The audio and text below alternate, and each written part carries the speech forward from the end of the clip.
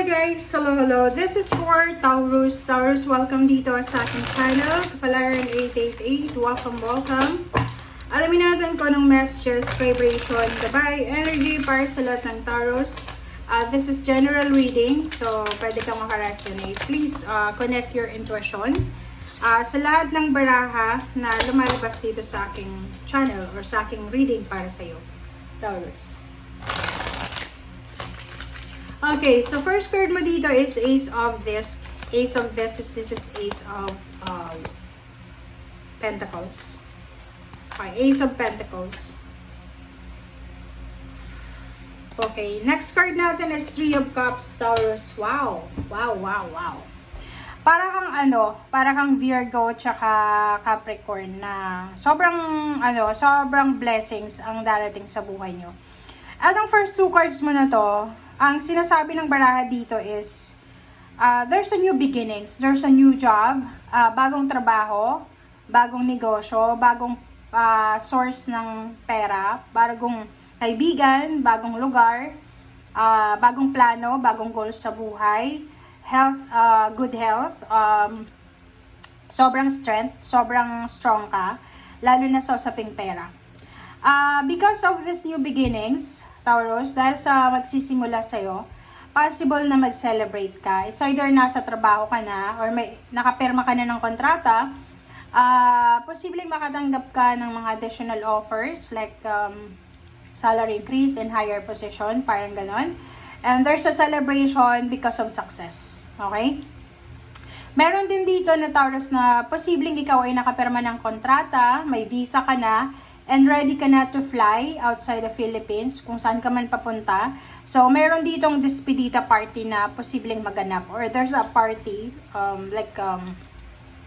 posibleng celebration of success. Alright.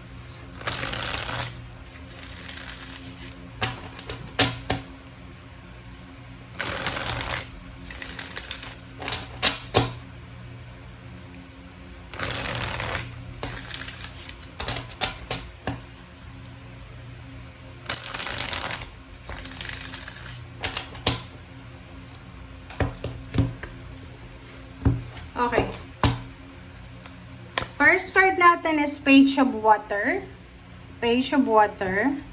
Eight of Water. Next is Awakening. Alright. So, King of Earth. Magician. And there's a Queen of Fire. Okay. Sa ilalim mo dito is Two of Earth. So, tingnan natin.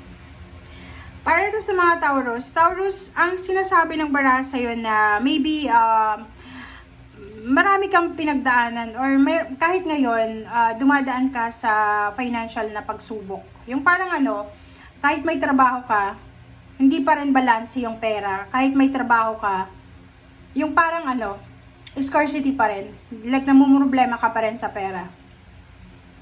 Dito sa barahang to, sinasabi ng baraha sa'yo na kung gusto mong magbago ang takbo ng buhay mo, kinakailangan mo daw ng balanse. Like for example, halimbawa lang kung nasa Pilipinas ka, kung kinikita mo is 25,000 pesos per month, kailangan mo na, halimbawa kung marami kang obligations, kailangan yung gastos mo is below 25,000 pesos. Para maiwasan yung utang, maiwasan din natin yung problema. Okay?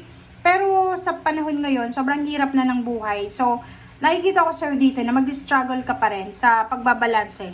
So, kaya nga sinasabi ng baraha sa'yo, Taurus, na kailangan mong maging matalino, kailangan mong i-prioritize kung ano yung mas importante na gastos sa ngayon.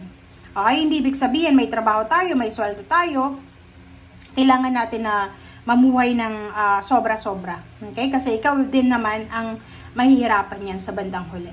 Okay? Queen of Fire, Magician, and King of Earth. So, sa usaping pera naman tayo. This is money, this is love life. Sa usaping pera, nakikita ko sa'yo dito na isang parang unexpected na job offer ang posibleng makukuha mo.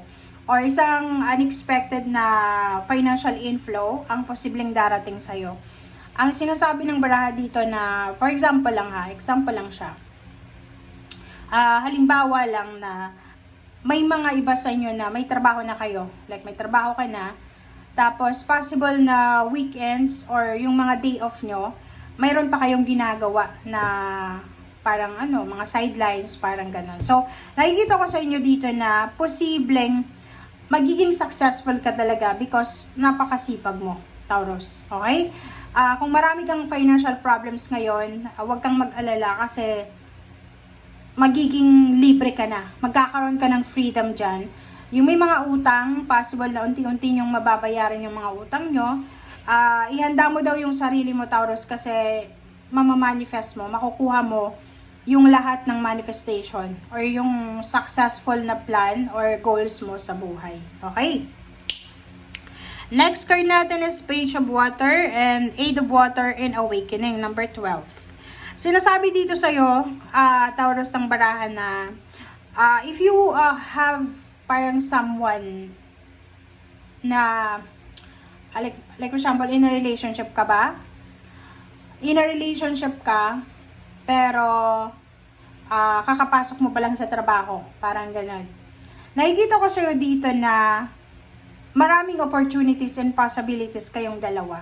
Yung karelasyon mo, ikaw, or kung sino man na connected sa'yo. Sinasabi ng bara sa'yo dito na marami kayong plano sa buhay nyo. Like, pareho kayong fresh graduate. Pareho kayong fresh graduate. And then, naghahanap kayong dalawa ng trabaho. Pareho kayong goal-oriented. Yung parang marami kang plano para sa pamilya. Nasa below 30 years old, below 25, below 26 years old. Mag-iingat ka. Kasi, kung marami kang pangarap sa buhay, kailangan sundin mo muna yung pangarap mo, lalo batang-bata ka pa. Okay? Kailangan mo muna, like yung iba, may iba na ganun like ikaw yung nakapagtapos, yung karelasyon mo is, gusto niya nang mag-asawa, parang ganun. Mag-iingat ka. Kailangan mong pag-isipan. Hindi sa pagiging masamang tao, hindi sa pagiging manluloko. Sinasabi ng baraha sa'yo na kung hindi ka pa handa para lumagay sa tahimik, or hindi ka pa handa para magkaroon ng obligations, i-pause mo muna. Hindi yan sa pagiging selfish Kailangan mahalin mo rin yung sarili mo. Kasi sa panahon ngayon, hindi ibig sabihin na may trabaho ka na, kaya mo na lahat. Napakahirap ng buhay sa ngayon, Taurus. Lalo na kung fresh graduate ka. Doon naman sa inyo, sa mga, kasi ito parang fresh graduate siya. Yung iba naman sa inyo na may asawa na, may pamilya na, sinasabi ng bara sa inyo dito na, kung may mga plano kayo, like, parang wala naman na extra income, wala naman na extra savings para sa pagta-travel, or pagbili ng sasakyan, ng motor, or kung ano man na mga extracurricular activities na alam mo na sasaid sa bank account mo, kailangan nyo munang i-hang siya muna, i-pause nyo muna, kasi yun na nga, 8 of air, hindi lahat ng oras papabor sa atin. Kasi minsan, pero may mga ibang tao na sasabihin YOLO live life to the fullest. Depende yan sa situation, diba? Depende yan. Kung alam mo na medyo tagilid yung finances mo, doon ka muna sa simple, walang gastos na kaligayahan. Meron naman, di ba?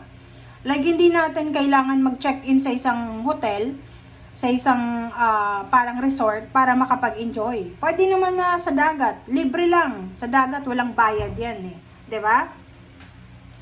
Number 8, Justice and 8 of Air. So, yung iba sa inyo dyan na Taurus na posibleng halimbawa lang na may kontrata ka, pwedeng OFW ka or nasan ka man na bansa, sinasabi ng bara sa'yo na maybe in contract ka for several years, possible na mabigyan ka ng pagkakataon na makalaya dyan sa kontrata mo. Or halimbawa, 8 years ka na sa ibang bansa, hindi ka makauwi-uwi, because wala kang papeles. Pwedeng yung iba, yung mga nag-TNT. Dito sa barang to, possible na yung gobyerno matutulungan kayo, or may mga tao dito na tutulungan kayo para makakuha ng legal na papel, pero kailangan yung umuwi ng Pilipinas. Parang ganun. So, eto yun. Alright, so Knight of Water, oh, diba? Sa mga single dyan, single na Taurus, ihanda nyo yung sarili nyo kasi may possible na relationship na magsisimula. Napakabilis, pwedeng ano siya nanliligaw lang, tas biglang mag-live-in hanggang sa nakabuntes or nabuntes. So kaya nga sabi dito, mag-iingat kayo. Okay guys, thank you for watching. Bye!